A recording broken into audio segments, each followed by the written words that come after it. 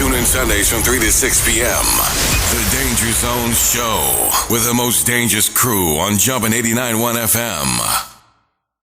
FM. Before we go to a commercial break, I want to address this. I feel very strongly about this. You said he's your man, and God bless you. I can't say my man, but I know you're going to target. Listen, I was actually talking to Static Selector about this, and we agreed. Single-handedly, the one person that ruined the mixtape game, as far as the art form of what it was, as far as a whole lot of things, was DJ Clue. And the reason why I say this is because it went from, like I said, the art form, telling a story, having a theme, whatever, to exclusives. It was exclusives.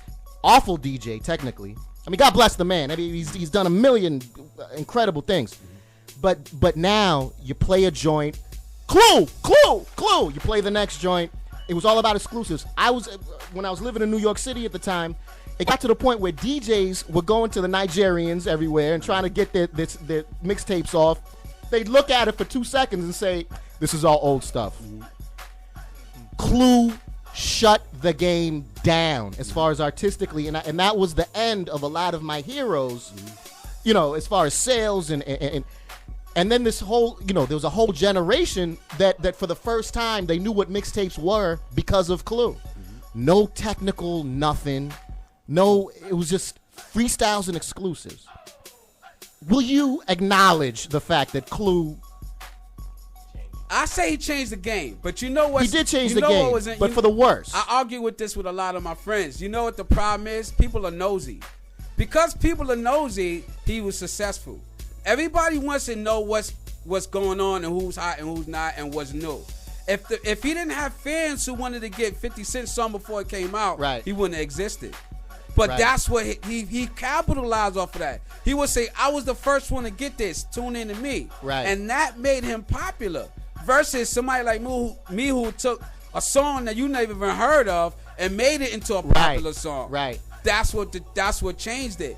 He didn't change it himself. He just found a way to make money off of what people wanted to hear out there. And goddamn, did he make money? Yeah, I mean, would you say he was the first one to really, aside from Kid Capri with Def Comedy Jam and all that, but he came out, like you said, with the album, and he capitalized. That's when CDs, now it wasn't mixtapes no more.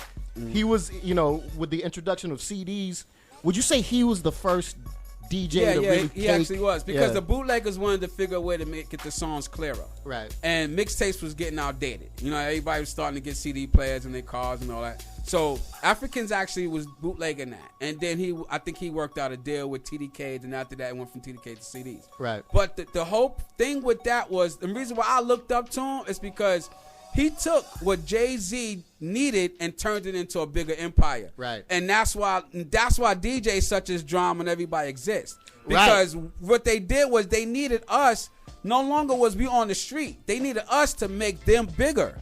So what they would do is they would sign the DJs to their label to make them bigger.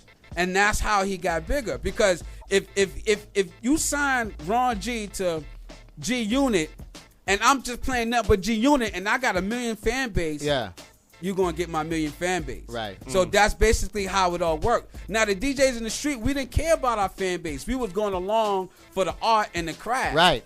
But at the same time, we get a few fans, cool. We can walk around the block looking good and have a couple of things, a couple of cars and all that, cool. But it went to the next level because the artist was like, hold on, I need my song played on the radio. So if you got your song played on the radio, you got $1 million fan base, and you got mixtape circuits, the DJs are now as good as the artists or as good as executives. So that's what happened. Now, the older DJs was upset at the younger DJs because we realized what y'all was doing was, okay, you created the craft. Right. But what we did was we turned it into a real monetary situation. So that's what I credit Clue for. Like, I don't look at him as ruining the game. It's the people who helped the whole scenario. If he was never signed, he would have eventually faded out. Right. But when he got signed, that's what changed the game. Now, people wanted to sign me, but I realized that if you ain't got the money, I don't need your ends. If you don't got the money to help me and bigger my empire, tomorrow, then what's the point? Right. This is why Drama and Khaled now are big, because they realized from yesterday, yeah, he was good, but now I own everything. But do you consider them DJs? I mean, do you look at a Khaled, a brilliant businessman? It's bigger than that now. That doesn't matter. No, they're not DJs anymore. Even that? Though you got the I got title, my feathers all ruffled up over here. Ron G doesn't care. What do I do? It's different now. Yeah. Because before it was based on the craft. Now it's based on building a whole empire with the team. Right.